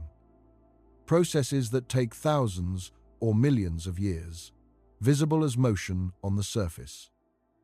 Gas rising from deep inside the star, cooling at the surface, sinking back down. The cycle continuing endlessly. Energy from the core making its way to the surface through convection, then radiating out into space as light and heat. This is what powers the star. What keeps it shining? What prevents it from collapsing under its own gravity? And someday, maybe soon in cosmic terms, it will stop. The fuel will run out. Fusion will cease. The core will collapse. And the star will explode. Anyone witnessing Stephenson, 218, from a safe distance would know they're looking at a star living on borrowed time. A cosmic giant in its final chapter. Beautiful. Terrible. Temporary. There's something profound about contemplating objects like Stephenson 218. They remind us of our place in the universe. We live on a small planet orbiting an average star in an ordinary galaxy. We're insignificant in terms of size and location. And yet, we're capable of understanding these cosmic giants. We can measure stars thousands of light years away. We can determine their sizes, their masses, their compositions, their ages. We can predict their fates. We can comprehend, at least intellectually, what they are and how they work. This is remarkable. This is what makes humans special. Not our size or our strength. Not our location in the universe. But our minds. Our ability to observe, to reason, to understand. Our capacity for science. For thousands of years, humans have looked up at the stars and wondered. Ancient civilizations created myths to explain the lights in the sky. They imagined gods and monsters. They saw patterns and told stories. But they didn't understand what stars actually were. They couldn't have imagined nuclear fusion or stellar evolution. They didn't know about gravity or space-time or the electromagnetic spectrum. They were limited by their technology and their knowledge. But they asked questions. they wondered. They tried to make sense of what they saw. And over time, knowledge accumulated. Early astronomers mapped the positions of stars. They tracked the movements of planets. They predicted eclipses. Later, astronomers used telescopes to see farther and more clearly. They discovered new objects. They measured distances. They classified stars by their properties. Modern astronomers use sophisticated instruments and powerful computers. They can observe wavelengths of light invisible to the human eye. They can detect objects billions of light years away. They can simulate the interiors of stars. They can test theories against observations. And they've built up a comprehensive understanding of how the universe works. We know stars form from collapsing gas clouds. We know they're powered by nuclear fusion. We know they evolve over time, creating heavier elements. We know massive stars end in supernovae. We know all of this because people ask questions and work to find answers. Generation after generation, building on the work of those who came before, always pushing forward, always seeking deeper understanding.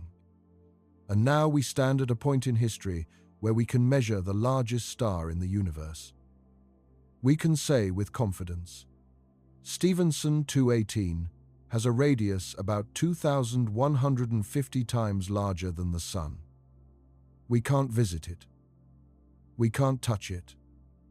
We can barely see it, even with our best telescopes. But we can understand it. And that understanding connects us to something vast and ancient, to processes that have been shaping the universe for billions of years, to the cosmic cycle of birth and death and rebirth that creates everything we see. Every atom in your body was forged in a star.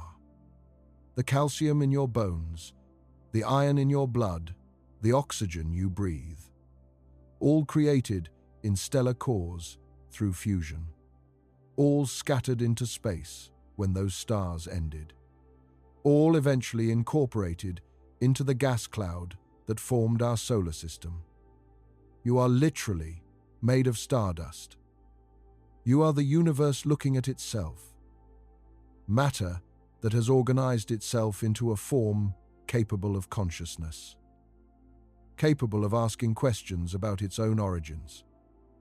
This is profound. This is what gives meaning to our existence. Not that we're important in some cosmic sense. The universe doesn't care about us. It's not designed for us. We're an accident of chemistry and evolution. But we're here, and we're aware, and we can understand. We can look at Stephenson 218 and comprehend what it is. We can appreciate its magnificence. We can marvel at its size. We can contemplate its fate. And in doing so, we participate in something larger than ourselves. We become part of the universe's ongoing effort to understand itself. Through us, matter becomes conscious. Through science, consciousness explores the cosmos. Through astronomy, we reach across light years and touch the stars. This is the gift of being human, the ability to wonder, to question, to seek understanding, and to find it, at least partially, in the patterns and processes that govern the universe.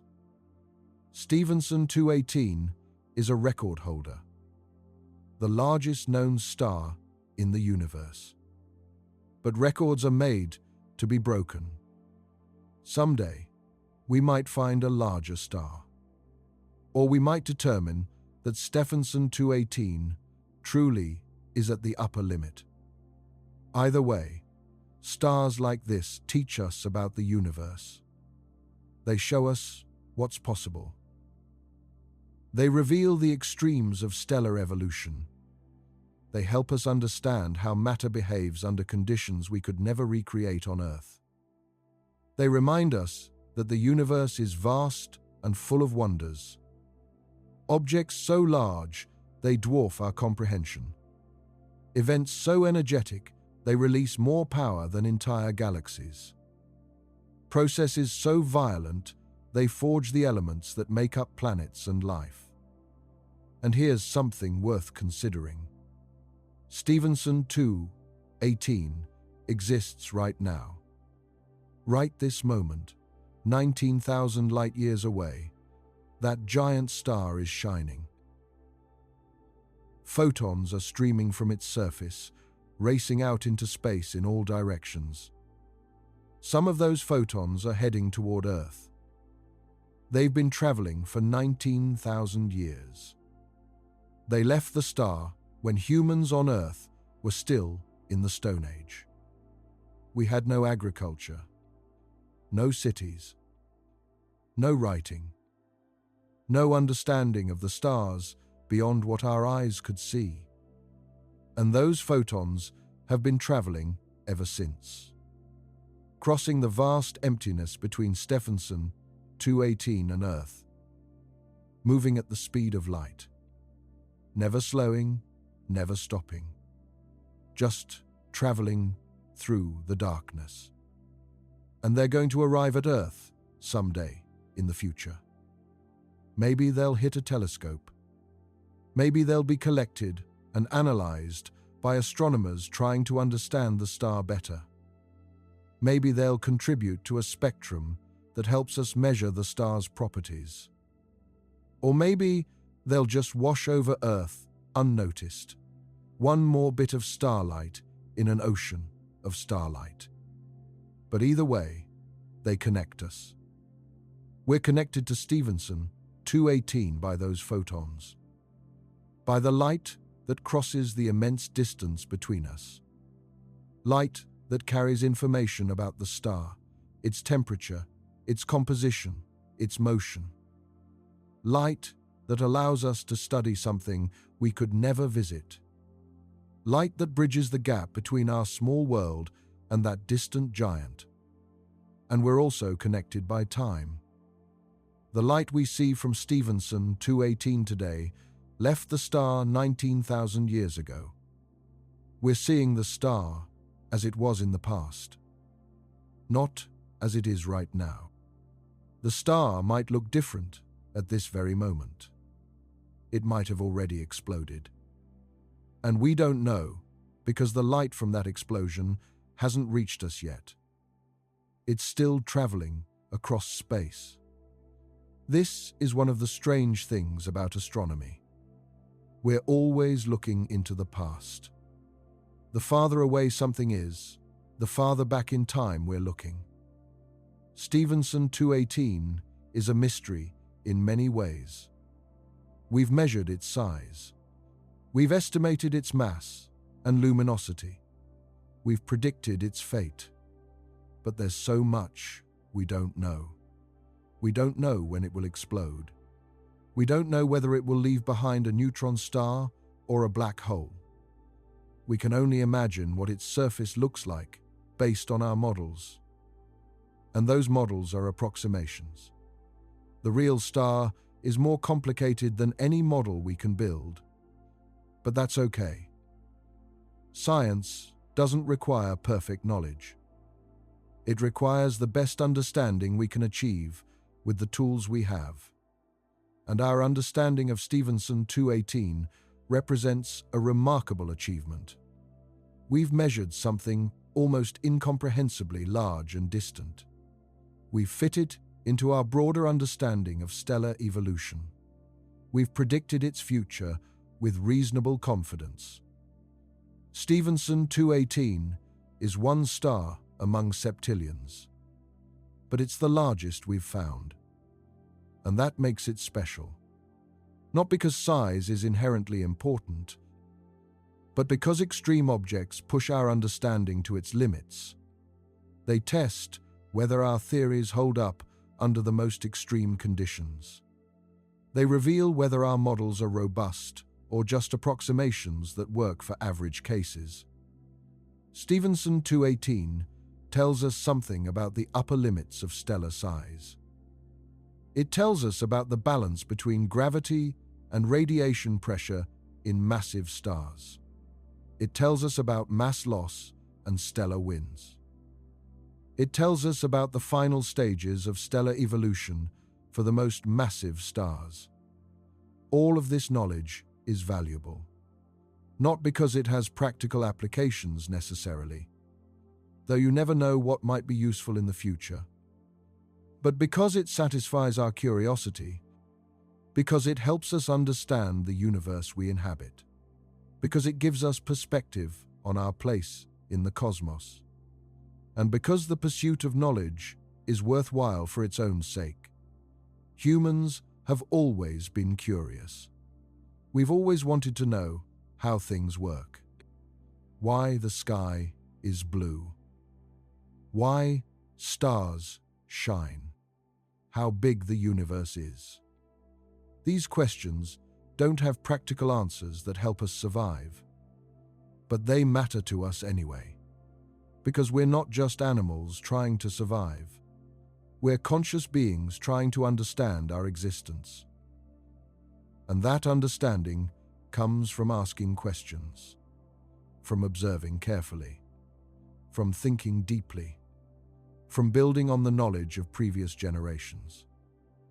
Stephenson 218 is an answer to a question. What's the largest star we can find? And the answer reveals something beautiful and terrible. The universe can create stars so large they almost defy belief. Stars that make our sun look like a speck of dust. Stars that will burn brightly for a cosmically brief period and then end in spectacular violence. Stars that are both magnificent and temporary. This is the nature of the universe. Beauty and violence intertwined. Creation and destruction as parts of the same cycle. Order emerging from chaos, only to return to chaos again. And through it all, the physical laws remain constant. Gravity pulls. Fusion releases energy. Stars form, evolve, and perish. The cycle continues. It has continued for 13.8 billion years. It will continue for trillions of years more. Long after every star that exists today has burned out. Long after the sun has become a cold white dwarf.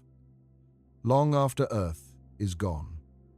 The universe will keep making stars. Keep recycling matter. Keep following the same laws. Until eventually, so far in the future that the numbers become meaningless, the last stars will burn out. The universe will grow cold and dark. Energy will be spread so thin that nothing complex can exist. And the universe will end not with a bang, but with a whimper. But that's trillions upon trillions of years in the future. For now, stars like Stephenson 218 shine brightly. They light up the darkness.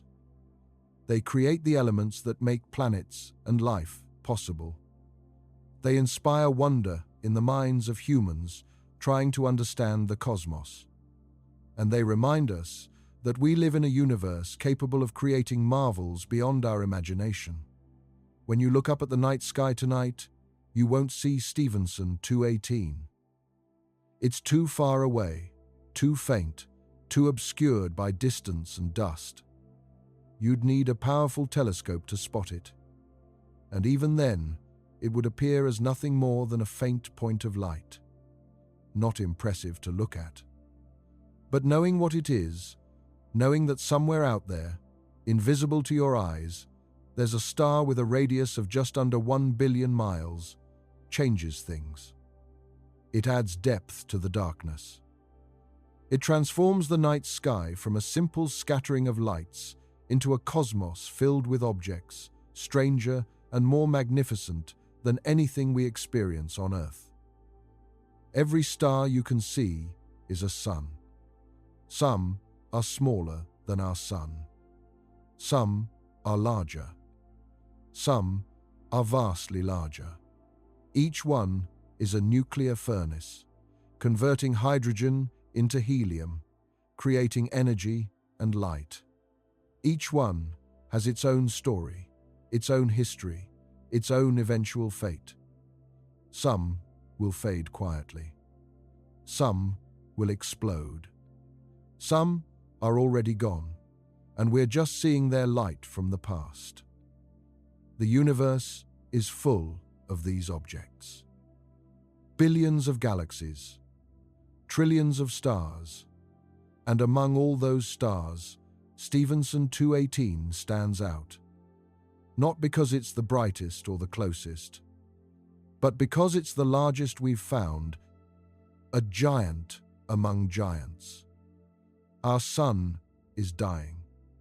Not quickly, not anytime soon, but it's burning through its fuel, and someday, in about 5 billion years, it will run out.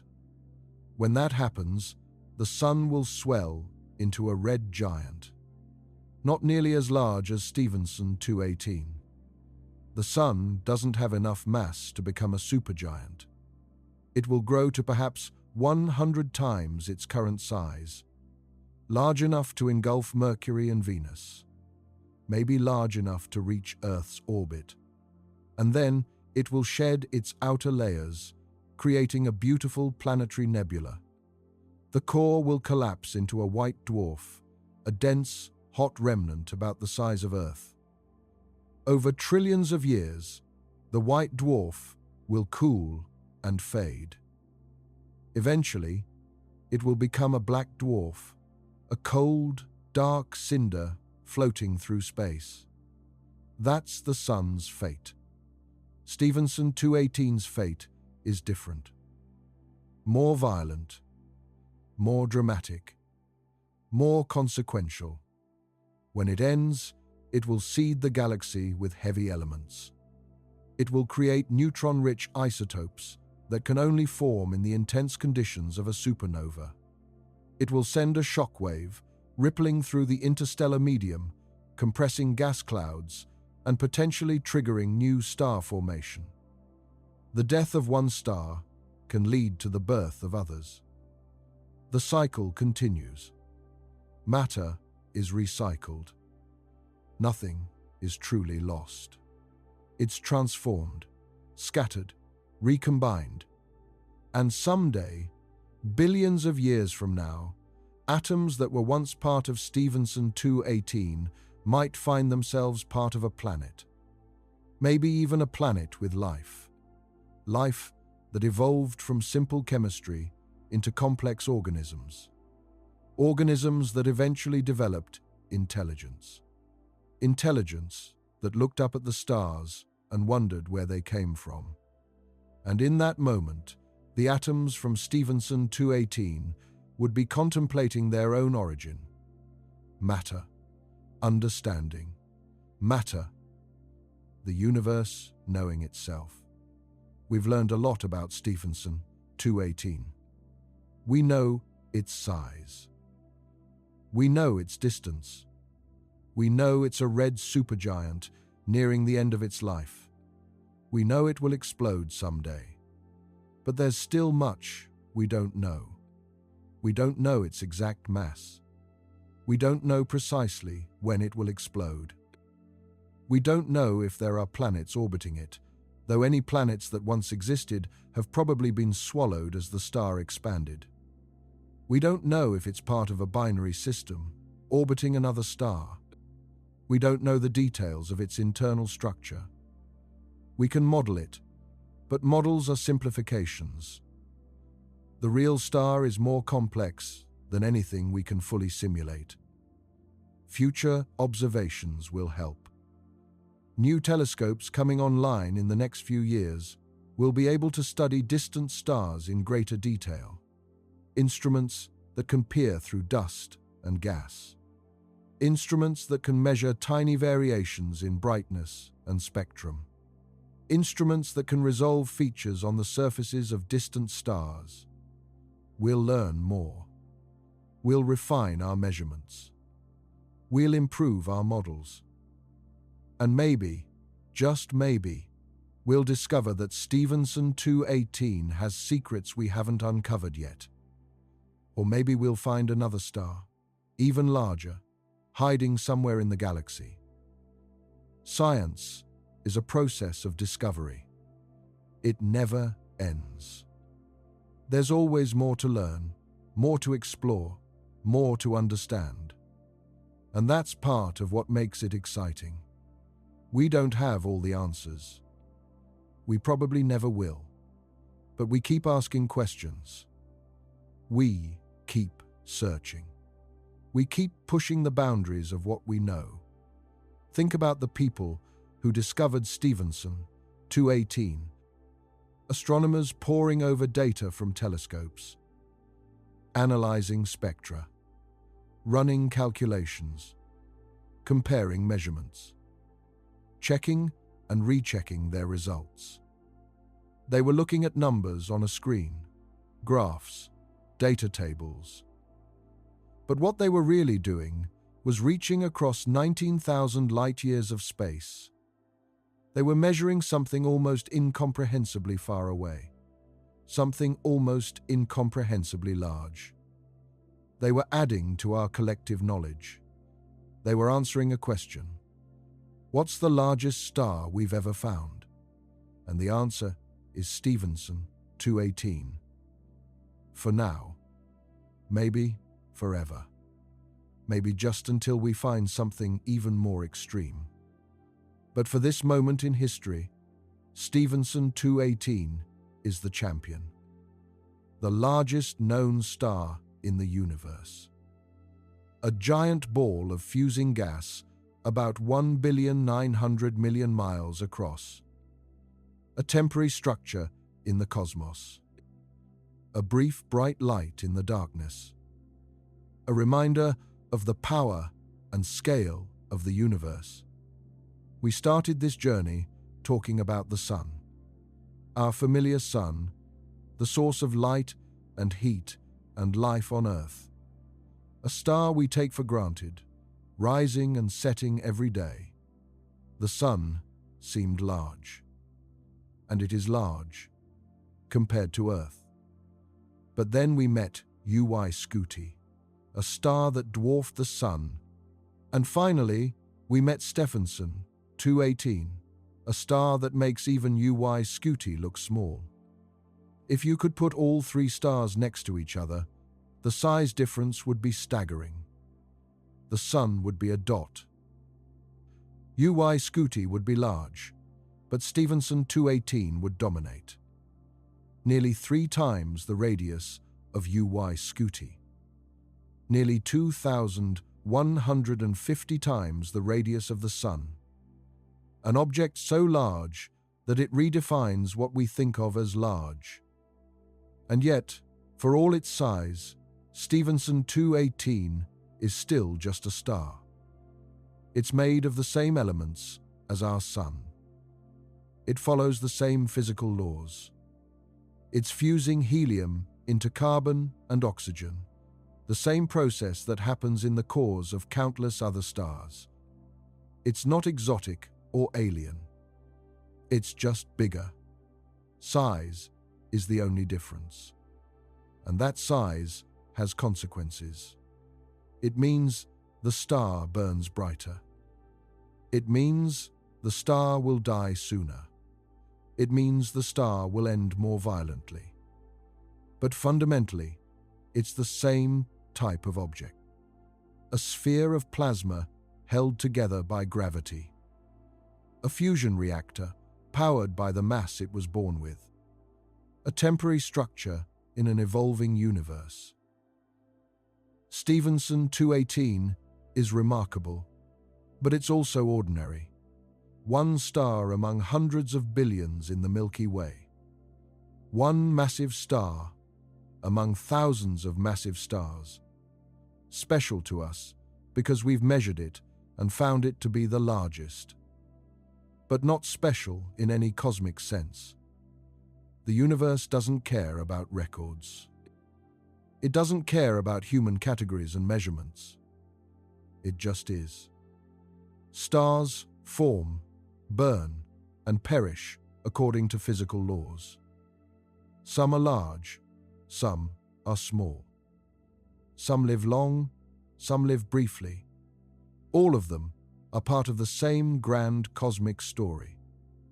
A story that's been unfolding for 13.8 billion years.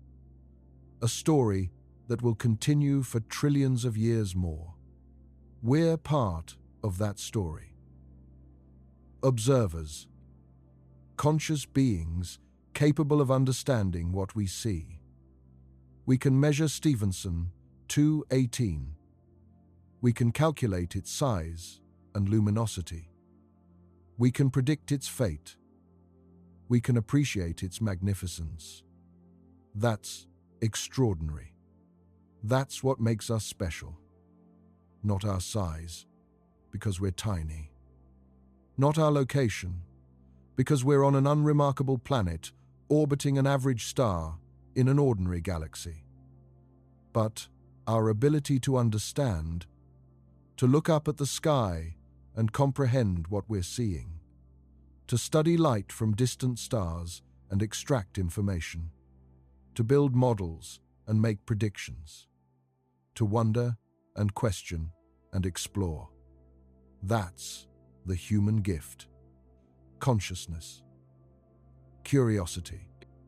The drive to know. The universe is vast and old and full of wonders. Stars larger than we can imagine.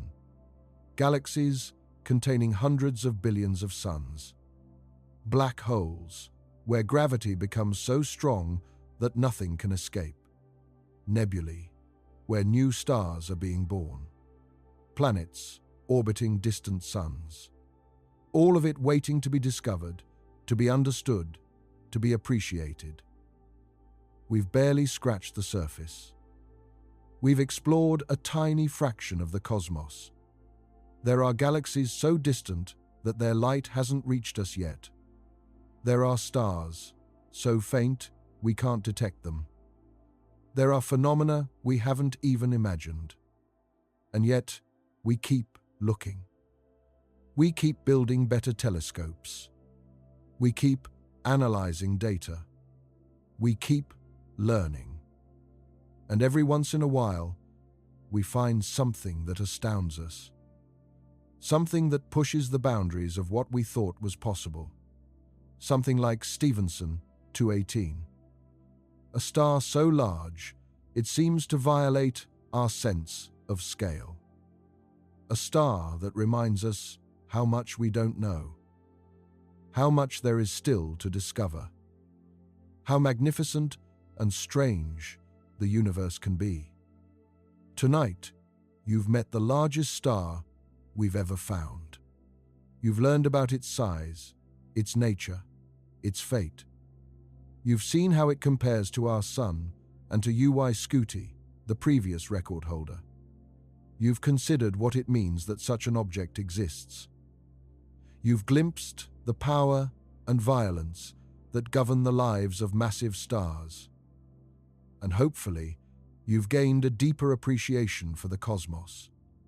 For the fact that we live in a universe capable of creating objects like Stephenson 218. For the fact that we're capable of finding and measuring them. For the fact that we can understand, at least partially, how they work. The universe doesn't owe us understanding. It could have been incomprehensible, governed by laws beyond our ability to grasp. But it's not. The universe follows rules. Rules we can discover through observation and experiment. Rules that apply everywhere, from the smallest subatomic particles to the largest supergiant stars. And that's beautiful. That's what makes science possible. That's what allows us to look at a faint point of light, 19,000 light-years away, and say with confidence, that's a star with a radius of just under 1 billion miles. We know this, not through guesswork or intuition, through measurement, calculation, and careful analysis, through the scientific method, through the accumulated knowledge of generations of astronomers and physicists, through instruments and mathematics and human ingenuity. We've reached across the galaxy and touched, in a sense, something impossibly distant. We've measured the immeasurable. We've comprehended the incomprehensible. And that's worth celebrating. So the next time you look up at the night sky, remember Stephenson, 2:18. Remember that somewhere out there, invisible to your eyes, there's a star about 1,900,000,000 miles across. A star shining with the light of 440,000 suns. A star that will someday explode with unimaginable violence. A star that's creating the elements that might someday become part of new worlds. Remember that the universe is full of such wonders. Objects that challenge our understanding. Phenomena that inspire awe. Mysteries that invite exploration. We live in a remarkable cosmos. A cosmos worth studying, worth understanding, worth protecting at least our small corner of it. Because we're part of this cosmic story. We're made of star matter. We're assembled from atoms, created in stellar cores. We're connected to everything out there, from the smallest grain of dust to the largest supergiant star. We're the universe contemplating itself, and that makes us precious. Not because we're large or powerful or central, but because we're aware. We can look up and wonder. We can ask questions. We can seek answers. We can appreciate the beauty and magnificence of the cosmos. That's the real gift. Not the size of Stephenson 2:18, impressive as it is, but our ability to know about it, to measure it, to understand what it means, to stand on a small planet orbiting a medium star and reach out across thousands of light years with our minds and our instruments and our mathematics, to touch the infinite, to know the unknowable, to see the invisible. That's what makes us human. And that's something worth treasuring. Thank you for joining me on this journey to meet the largest star in the universe. If you found this exploration meaningful, please consider liking this video and subscribing to the channel. Your support helps me continue making these deep dives into the cosmos. And remember, somewhere out there in the darkness, Stephenson 2:18 is shining. A giant among stars. A temporary wonder in an ancient universe. A reminder of the power and beauty of the cosmos. Sleep well tonight, knowing that you live in a universe capable of creating such magnificence. The stars are vast. We are small. But we can understand. And that understanding connects us to everything, from the tiniest atom to the largest star ever discovered. Good night, and keep looking up.